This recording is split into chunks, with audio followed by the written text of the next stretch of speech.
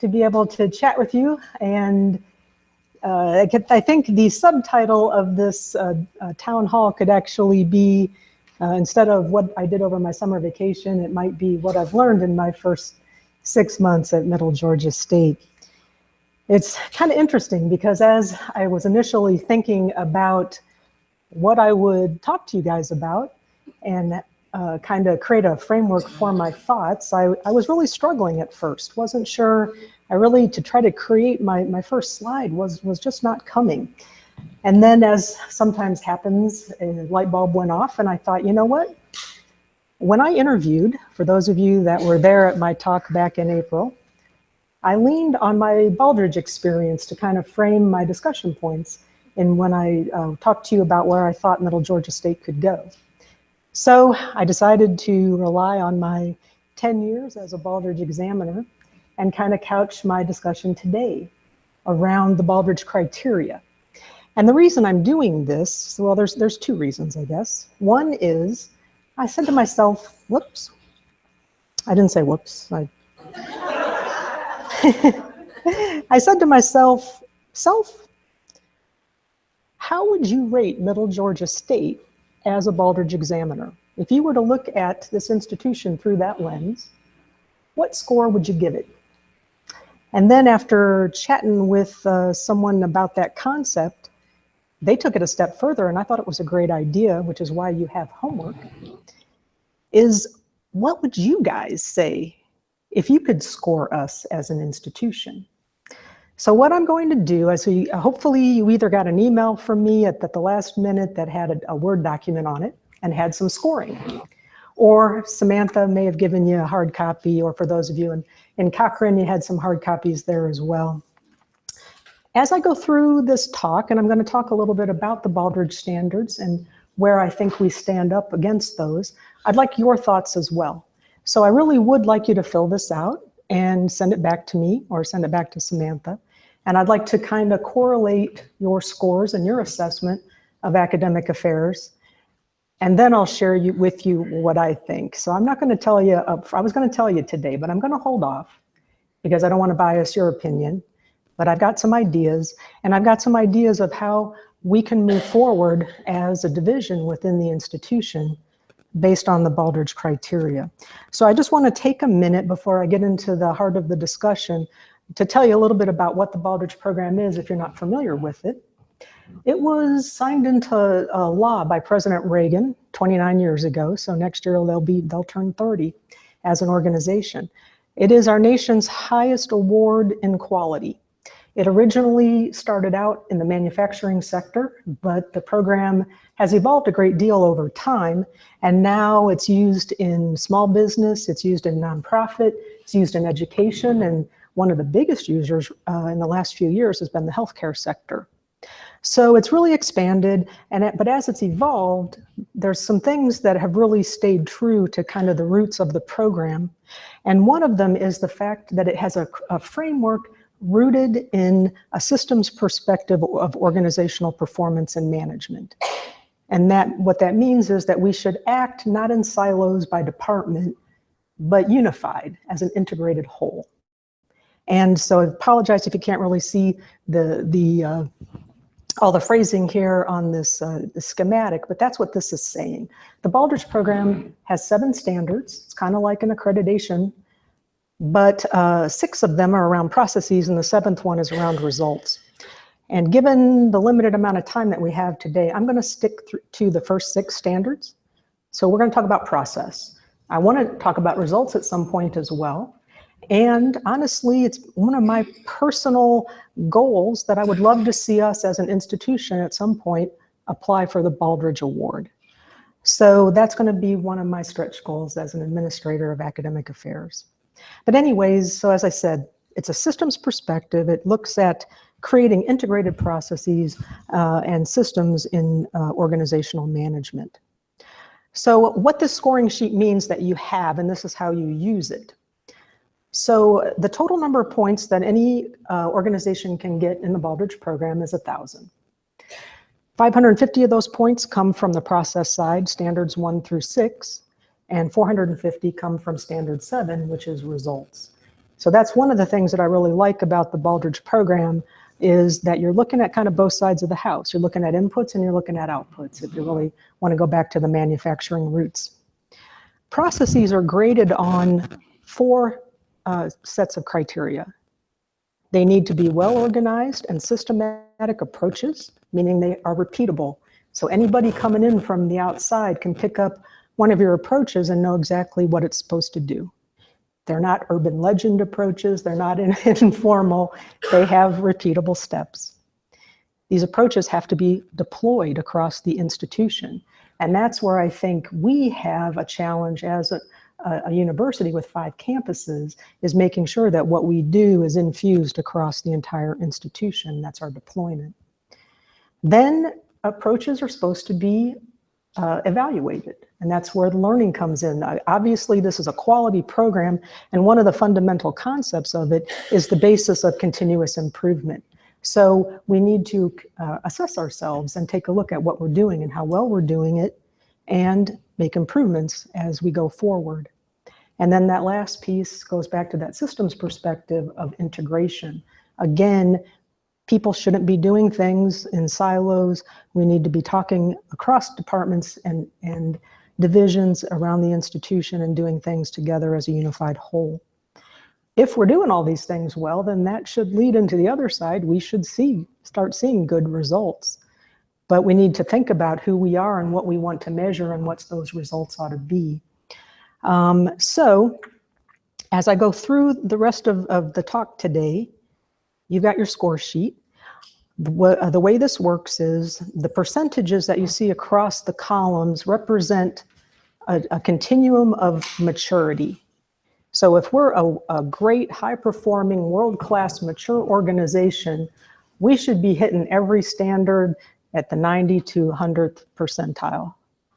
But if you're not, well, then you might be somewhere in the 0 to 5% says you're not doing it at all. 10 to 25% says, well, you kind of got a good start and you still got a ways to go. 30 to 45%, so as the score ramps up, it represents how mature you are as an organization. And as I said, I've already done my score, so I'm going to be curious to see where you think. Now, I'm going to hit this at a real high level. The Baldrige standards are very detailed, and we couldn't possibly cover all of that today. But each standard has an overarching question, and then some major points within each one that I want you to think about. And so my question to you is, how well do you think we're doing as an institution in these various areas?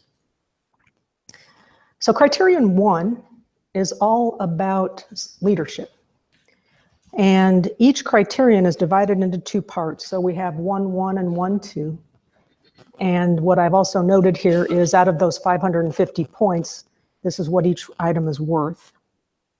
So the overarching question here is just simply, how do your senior leaders lead?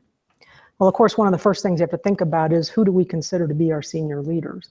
When you're giving a score, the organization that's applying for the award should be the one to tell you who they consider to be their executive group. In our case, as a university, that tends to be the vice presidents and the president, but individual units can also apply the criteria. And so if a college wanted to do it, then you might be rating your senior leader as your dean. So again, it depends on your own self-definition. But if we're going to look at this as truly as an institution, then our senior leaders are the cabinet level folks. And I have to say that in my first 6 months here, a lot of my time has really been taken up kind of learning how to do things here. I did not have an appreciation for how complex it is to be part of a state system. Most of my academic background as an administrator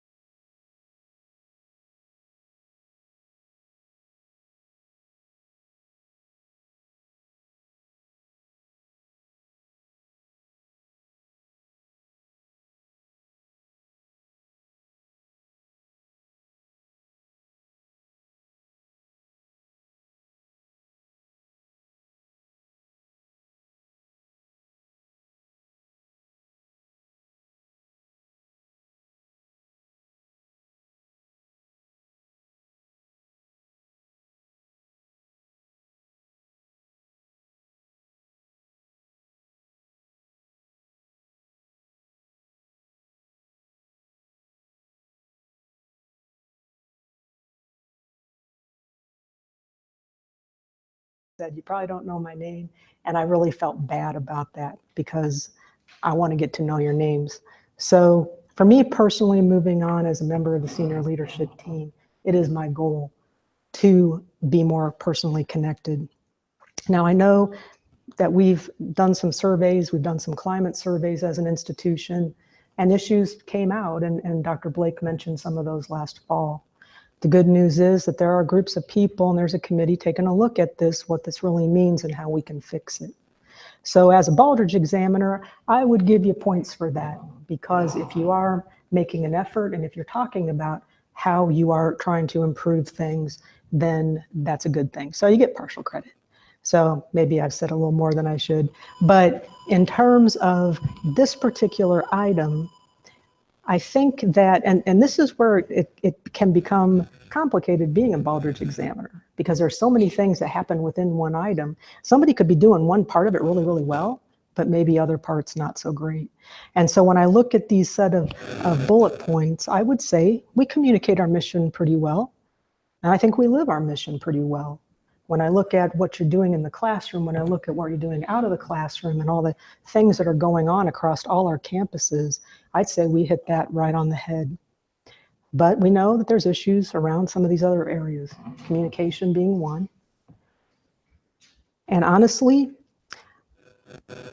innovation and agility, that's an area we need to do a lot of work on.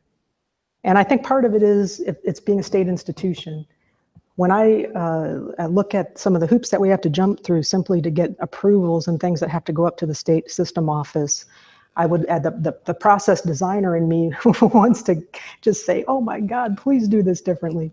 But there are constraints that we have to live with. And so we may not get to exactly where I hope we can in terms of agility.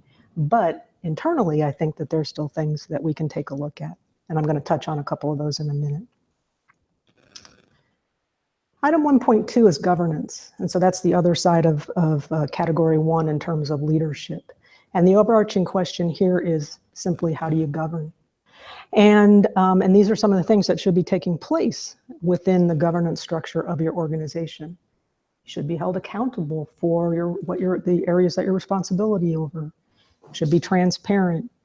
Obviously, legal and ethical compliance. Accreditation fits in here. But the other part of the governance item that I really like discusses societal well-being and how you serve your community.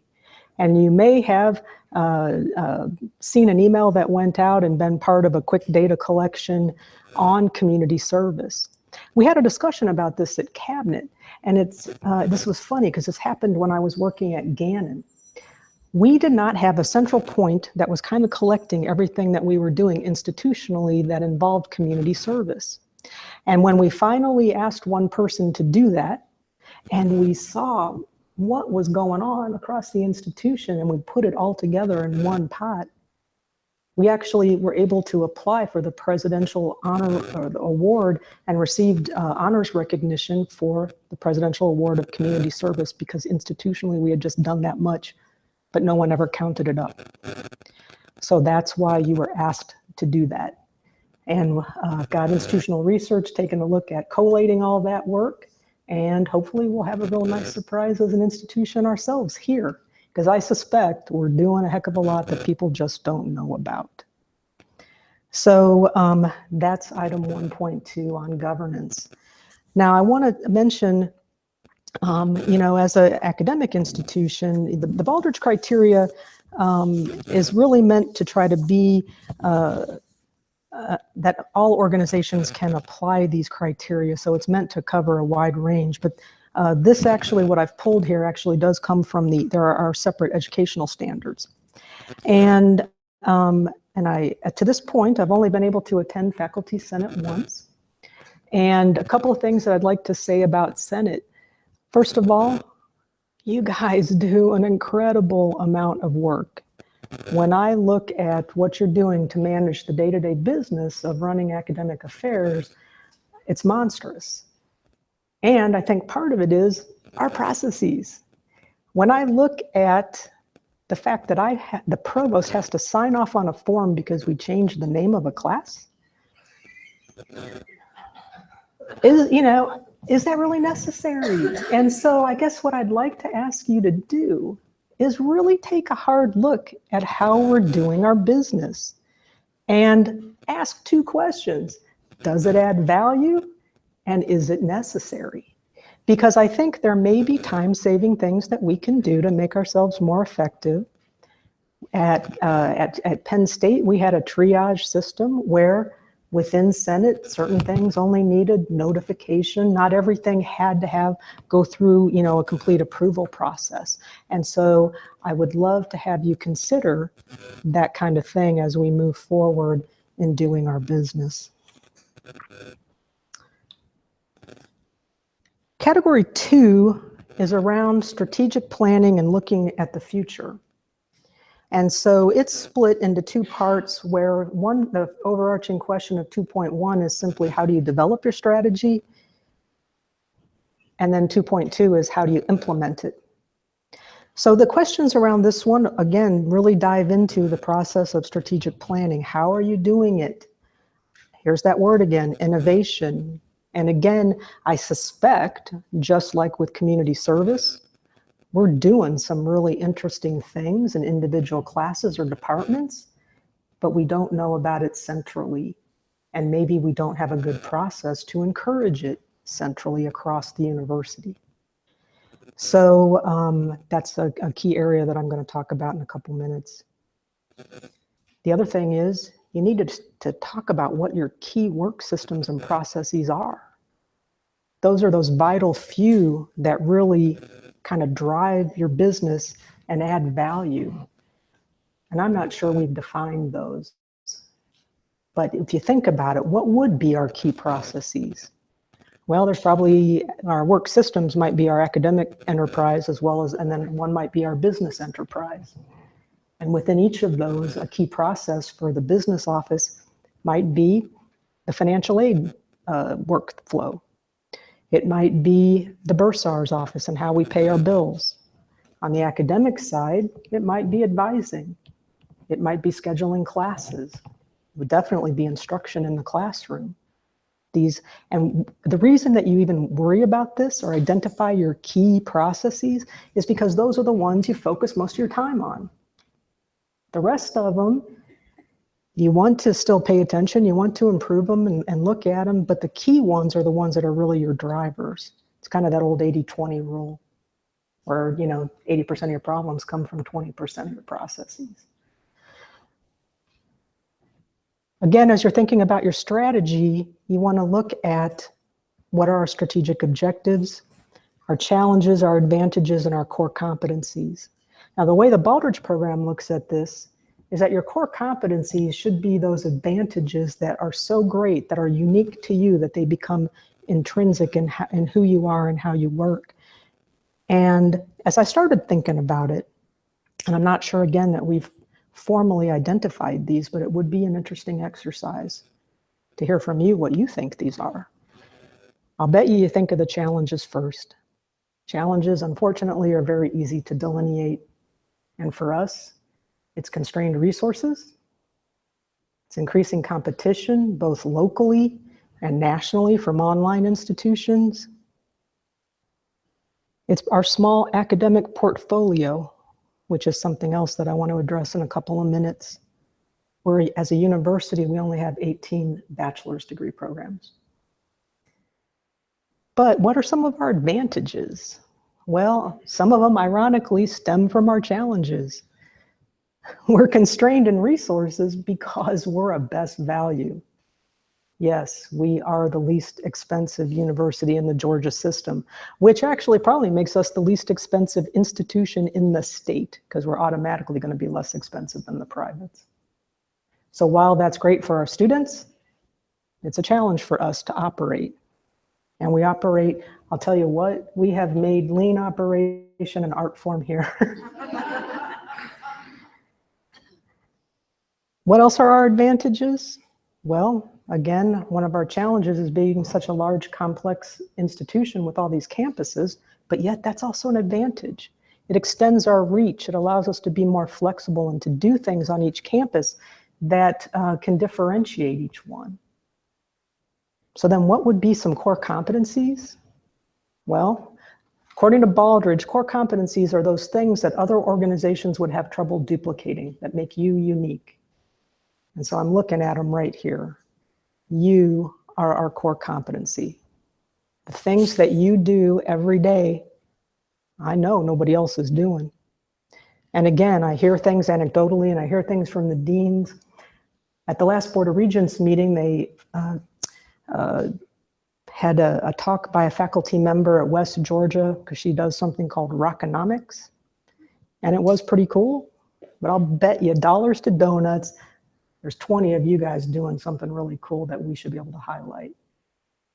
So I want to hear about it. I want to know what it is that you're doing that's unique. What else might be a core competency? Well, we have this program called Knowledge at Work. We're doing some amazing things with our experiential learning. And you guys are making that possible with the things that you're researching with your undergraduate students, the internship opportunities that they have. By making this an institution-wide initiative, that is something that I can almost guarantee there are very few other places are doing as well as we are. 2.2 then is about implementing strategies. This is where, personally, I think we need a lot of work. We're in the second year of the 3-year strategic plan. And while Dr. Blake may not be happy with me saying this, when I came in and he asked me to take over the running of the strategic plan, my first question was, okay, what are our performance measures? What are our goals and objectives? And how do we know if we've actually been successful in meeting our strategic plan? And you know what I found out?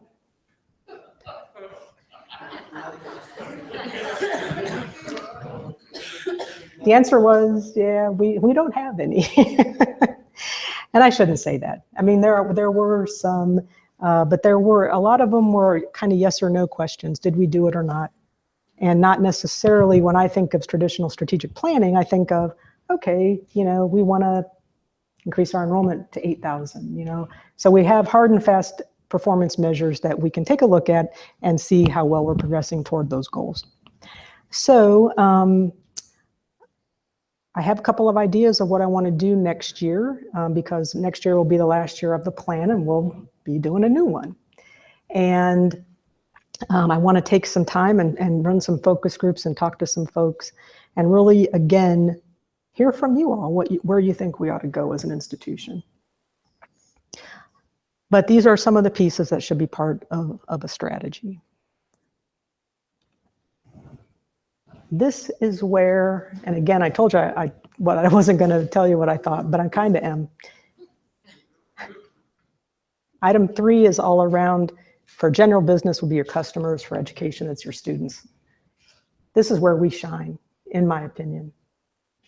Item 3.1 is called the voice of the student, because it's all about how we interact with them and how we get information from them and how we kind of relate to and build relationships with not only current students, but potential students. How do we measure satisfaction and dissatisfaction, which Baldrige says are two different things. The lack of satisfaction does not necessarily equate to dissatisfaction. And engagement. And that is a process that we do, we have in place, and that we maybe do a little too well because we survey our students all the time. And we just had a conversation about frequency of surveys. But we're running the NESE right now. And so we'll be getting a lot of good data out of that in terms of satisfaction and engagement of our students. But, and this is where one area where a lot of organizations really struggle is Baldrige asks you, all right, you're measuring how well your own students are doing, but what's their satisfaction relative to your competitors or to others? And that's really tough to get another organization to let you see that information. But I think that's something that we can, being part of a state system, we can talk to our sister institutions and they might be more likely to share with us than a true independent competitor.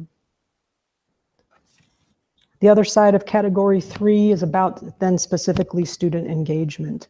And again, I think this is a place that we're doing, that we shine, that we're doing very well institutionally. But again, here's, and I'm going to speak to this towards the end. So around student engagement, one of the other things that they ask about are, what are your key educational programs? What are your key support services? How do you run them? How do you enable students to come and get information and get help and seek the help that they need? And this is something that I haven't talked to institutional research about yet, but I'd like to make a move in this direction. Baldrige makes a point of creating what they call customer or student segments. And I'm not sure that we formally have done that. A segment is pretty much an affinity group. It's a group of students who have similar characteristics. And so, a typical split might be full-time students versus part-time, or adult learners versus traditional age learners. But there's different ways that you can slice and dice these segments. But the reason you do it is because then you go to these students that are part of this segment and you talk to them and you ask them what it is they need, what are you looking for? And then we can build programming and services and we can start customizing them to the needs of those particular types of students. Again, institutional research we've commissioned them to do a market study for us, and they're going to try to help us determine why students are coming here and who they are, what they look like. Might look at everything from age, gender, high school, location, whatever, versus the students that don't. And again, what that's going to help us do is really target the types of students that come here, and especially the ones that come here and are successful, so then that we can retain and graduate. Now, this is an area, category 4 is all about data and information. And the overarching question here about analyzing organizational performance goes to selecting, collecting, tracking data and information. How are you being fact-based in your decision-making? Well, I just told you about the strategic plan. So I think you can kind of infer that we're not quite where we need to be in terms of being data-driven and making decisions around data, supporting data. But we're going to get there. We're working on it. Because my goal is to get to the point where we can create a model that takes a look at our students as soon as they apply and as soon as they're admitted. And based on data from that particular type of student, whether it's their test scores or their age or their major or whatever, we'll know as soon as we admit them what kind of support services they're going to need and what kind of retention plan needs to be in place so that it's there the day they walk in the door, rather than waiting till midterm grades, rather than waiting till the end of the semester and finding out that they're in trouble and they're going to leave or they're going to fail out. So I want to get predictive because math modeling is my background. So that's where I want to go in terms of data analysis. The other side of category 4 is knowledge management. So again, once you have the information, how are you using it? How are you storing it? How are you creating information out of the data so that you can make meaningful decisions? This is where I'm going to probably tap the library folks to help us create some knowledge databases, and so we can share best practices if we're not already doing that now institution-wide.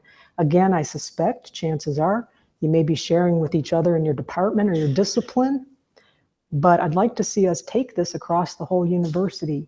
There's probably things that you're doing really well in English that would translate over to business or math. And we need to have those conversations, and we need to create a knowledge library so that people can tap into that and we can mentor each other and help each other do the great things that we're doing in our classroom. Category 5 is all about the workforce. So again, how do you create an effective workforce? How do you build a supportive environment to help your people do their job?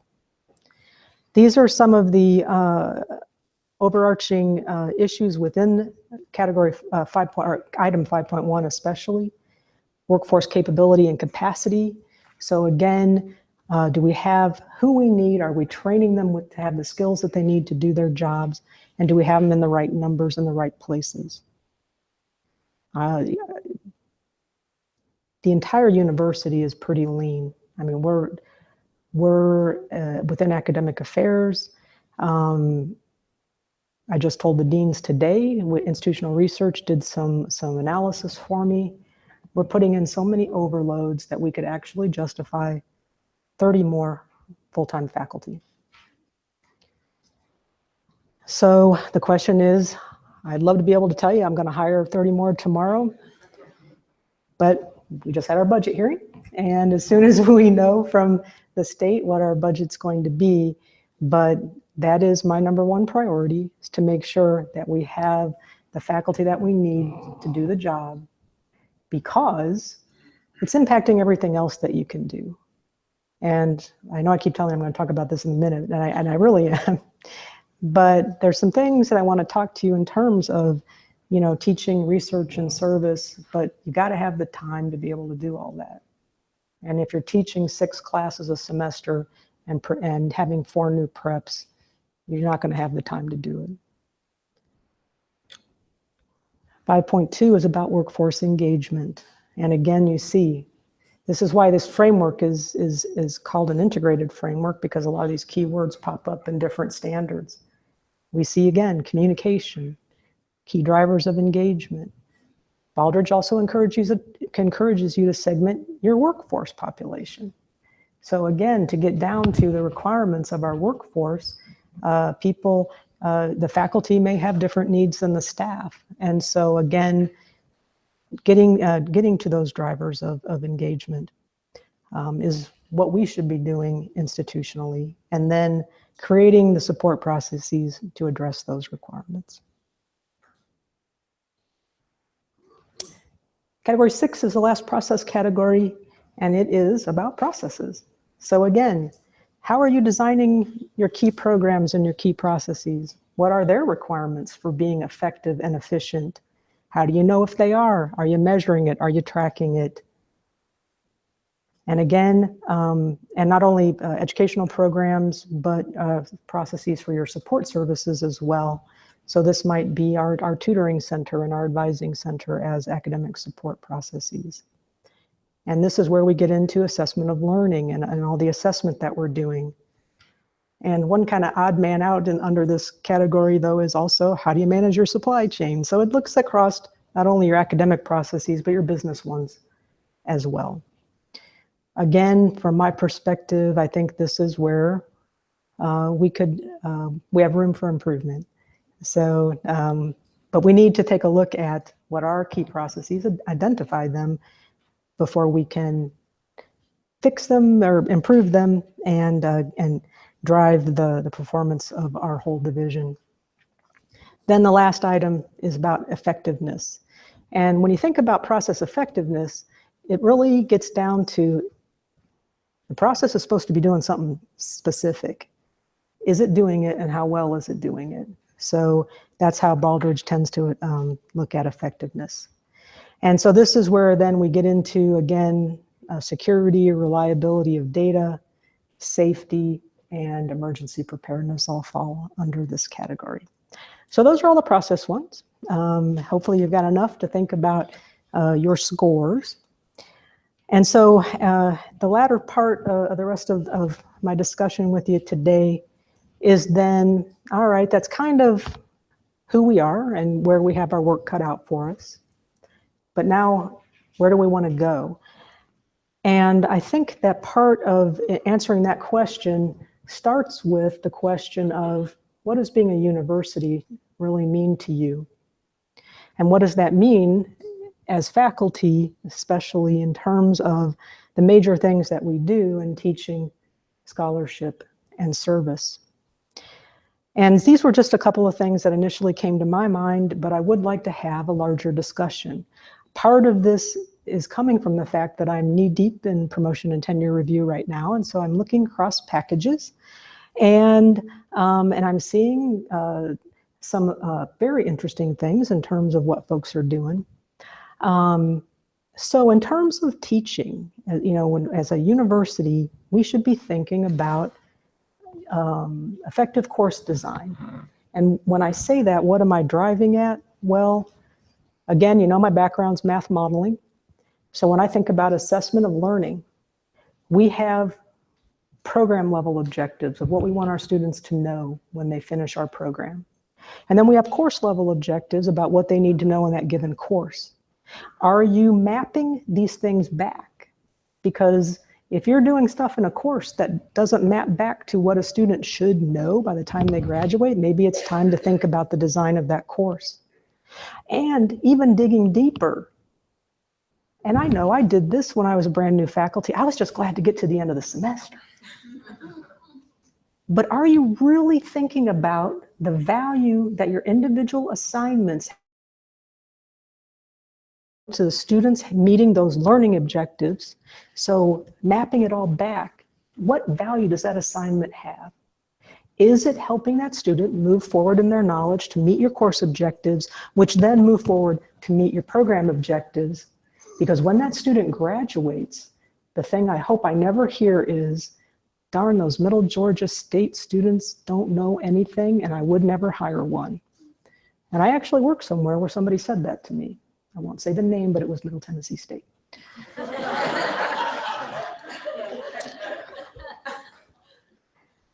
But in all seriousness, and I do want to tell you guys this, I was at a Rotary meeting this last week, and when someone said, you know, I introduced myself, and they said, oh, we love Middle Georgia State. You guys are doing some awesome things. And I hope I continue to hear that, and I pass that along to you, so thank you for what you're doing. But again, I want you to be deliberate, to think about what you're doing in your course, right down to each individual assignment. In terms of scholarly activities, and again, I just said, I know you got to have the time to do this.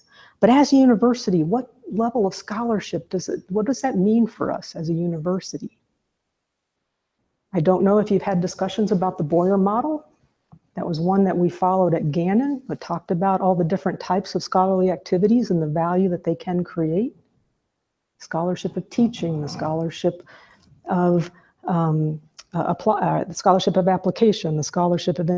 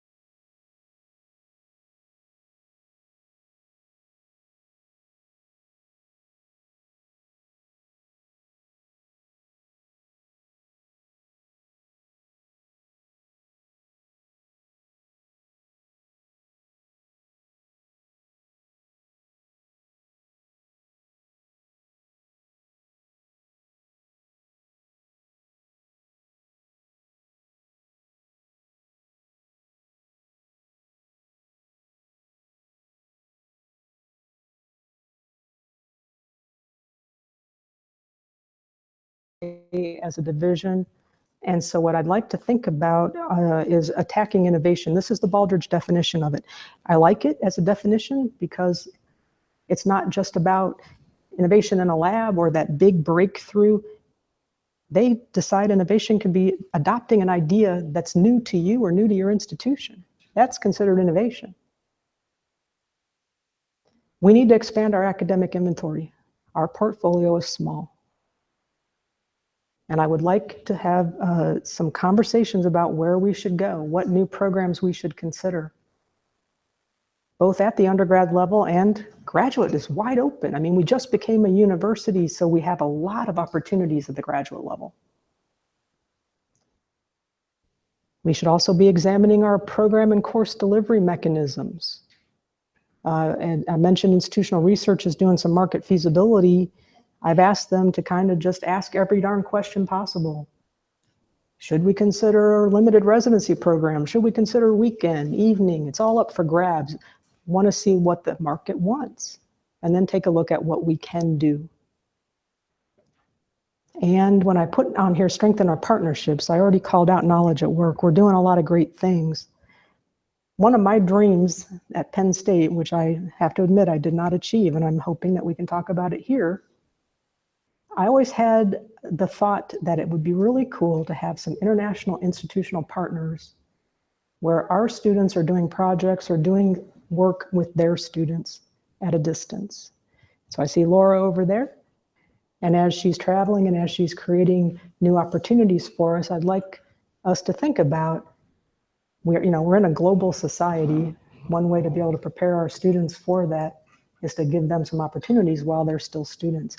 I know that our students work. I know our students have all kinds of obligations. So it's not just all about travel and study abroad. What can we do with our students and give them an international experience while they're still here? And so I'd like us to consider that. As I said, Baldrige is all about continuous improvement, and this is how they define it. One of the things that I thought about, and again, it goes back to having the time to do it. Something that was very popular in the 70s in manufacturing was this concept called quality circles.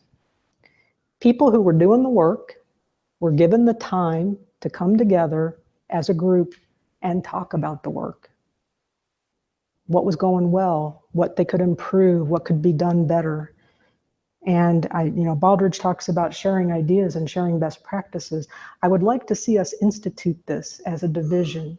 I'd love to have some brown bag lunches. I'd love to hear some ideas about topics and things that we can discuss together. Even right down to sharing ideas for assignments and rubrics for grading and an assessment or any crazy thing. Well, maybe not now, okay.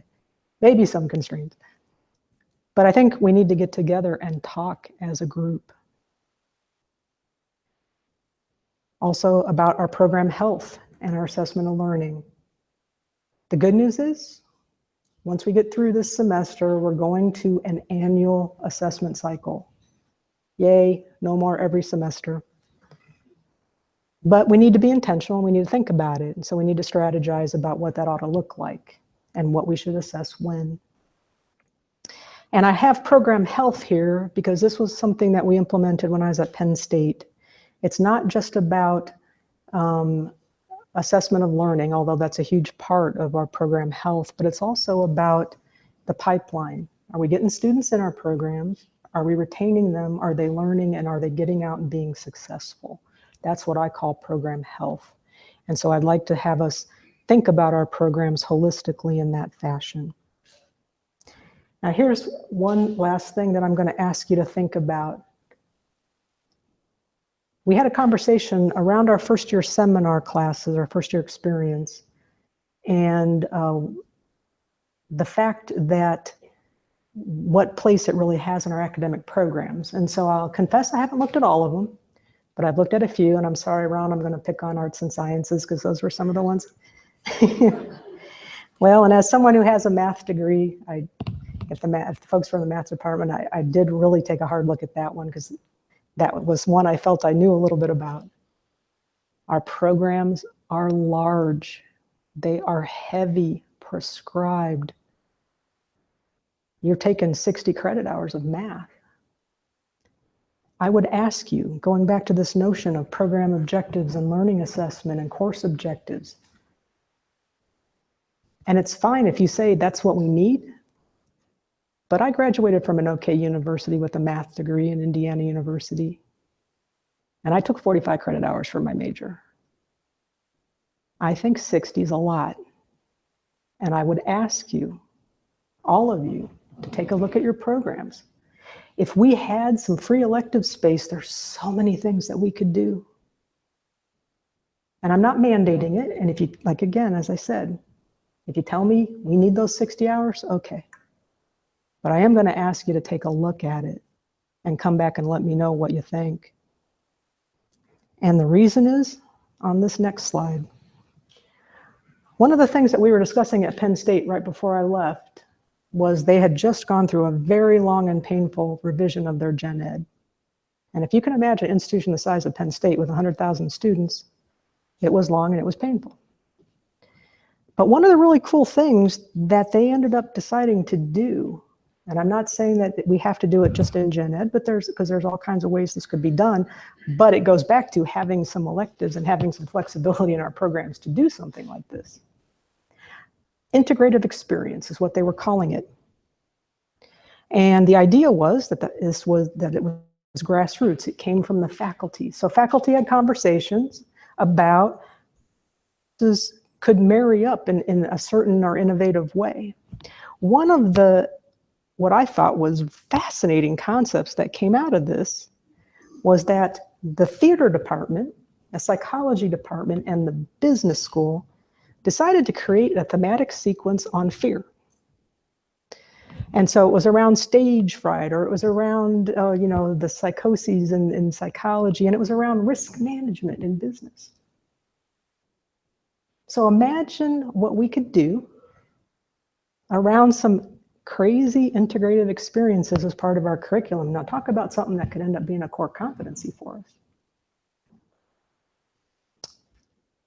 I've already kind of touched on international opportunities, and the last thing I want to mention is, and I call these operations for lack of a better word, but I've had some initial discussions with Jennifer Brannon in student services, and she really would love us to think about living learning communities, or what we're doing that connects the academic curriculum to the co-curricular activities in an intentional way that still allows students to experience learning outside the classroom. And finally, Dr. Mary Warren has talked to me, and so has Deepa Arora, many times about how we schedule classes. And are we really being integrative and holistic in how we schedule? And I hear anecdotally students that can't get classes here or there. And so what I'd like to do is have a group of folks really take a hard look at our schedule and possibly move to a year schedule. This is something that can be a retention idea, is that if we tell students the whole next year what the schedule is going to be and ask them to sign up for their classes, creates a little bit of a buy-in that I got to be here next semester to take those classes. And finally, I don't have it on here, but another retention idea that I'd like you to think about is 4-week grades. We do midterm grades. At Gannon, we did 4-week grades only for the freshmen. And again, it's all about early warning. So I'd like you to have a conversation.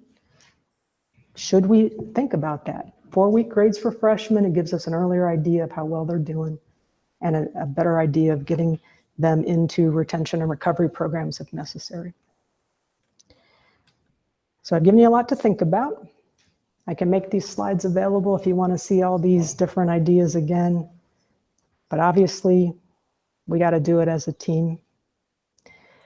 And so I apologize to the folks in Cochrane. I know you can't ask questions.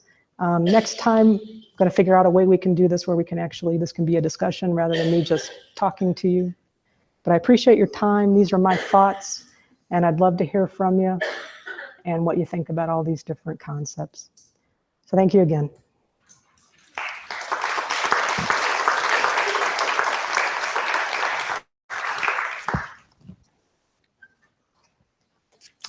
We could probably have some questions here if you guys want to.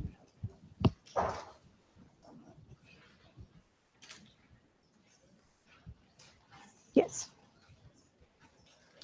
I know that your talk, your presentation is strategic in focus, and my question or comment or suggestion is actually very, very detailed on daily to daily operations. So if there are other questions before mine, I don't mind waiting. I don't want to change the focus from this strategic viewpoint to the operational one single little detail. I'll be glad to wait a minute to see if there are any comments or questions.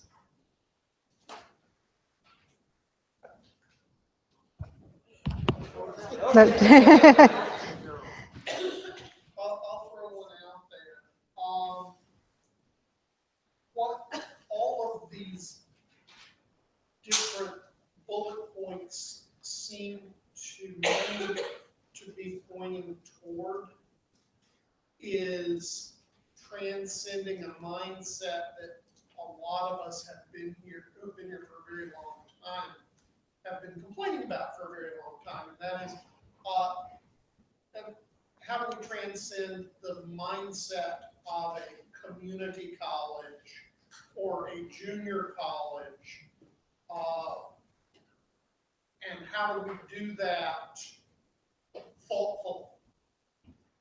And so I'm grateful to see it broken down into these component parts.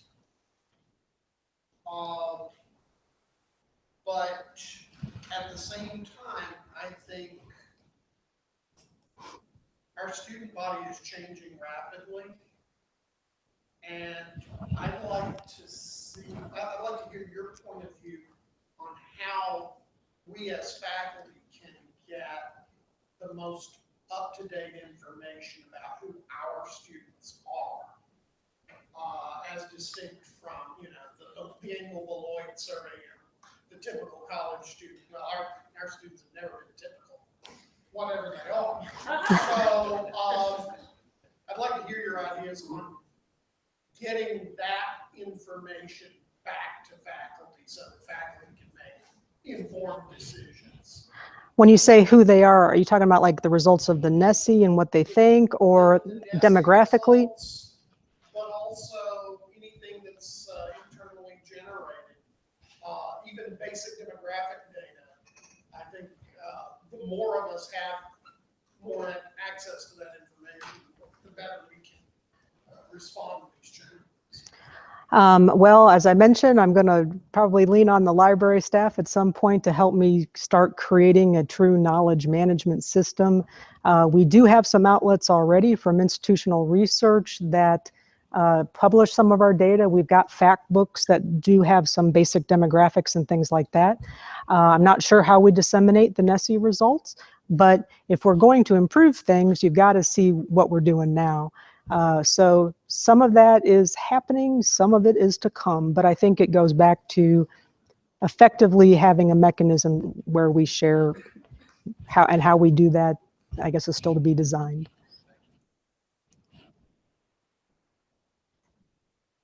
Okay, I guess then we'll have the detail question.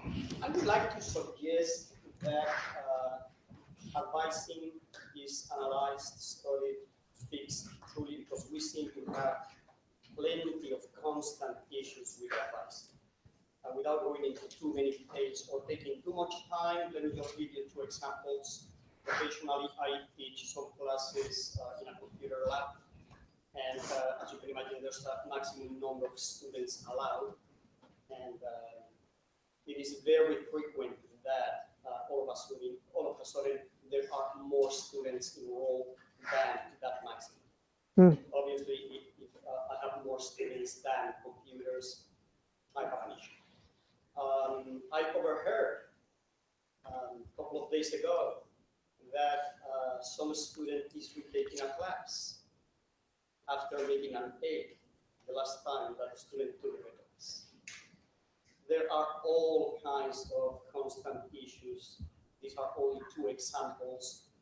I think we should definitely look at this specific process. Thank you. And I would agree with you, and some work is already being done in that area. I haven't, the plans are still kind of being put together, so I don't want to say too much because I don't know them all myself yet. But I appreciate it, and we are looking at it because, as I said, advising would be one of our key academic processes. So absolutely.